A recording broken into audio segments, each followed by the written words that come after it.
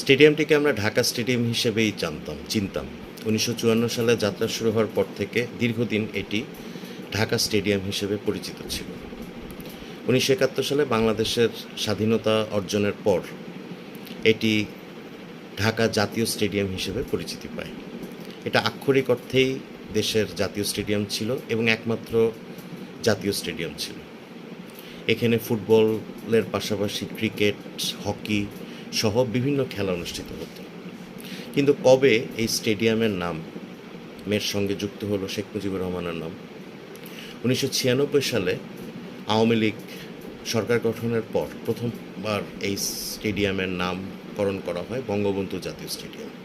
সে সময় দেশের বিভিন্ন স্থাপনা নাম সরকার পরিবর্তন করেছিল, তার মধ্যে একটি ছিল ঢাকা স্টেডিয়ামের নাম।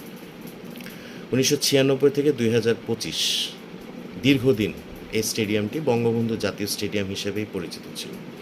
এমনকি ২০০১ সালে যখন বিএনপি নেতৃত্বাধীন ৪ দলীয় জোট সরকার ক্ষমতায় আসে, তখনও এই স্টেডিয়ামের নাম পরিবর্তন করা হয়নি।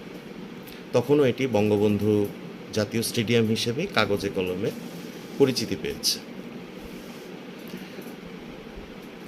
বর্তমান অন্তর্বর্তীকালীন সরকার অবশেষে এই স্টেডিয়ামটির নাম পরিবর্তন করল।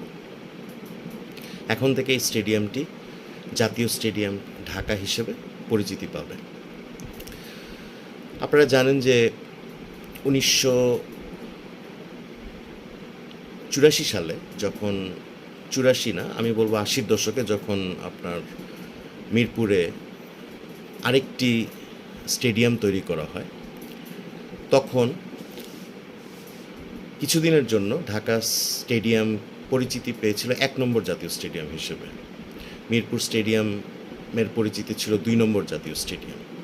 ১৯৯৬ সালে ঢাকা স্টেডিয়ামের নাম যখন বঙ্গবন্ধু জাতীয় স্টেডিয়াম করা হয়, তখন মিরপুর স্টেডিয়ামের নামকরণ করা হয়েছিল শেরেবাংলা একে ফজল হকের নামে।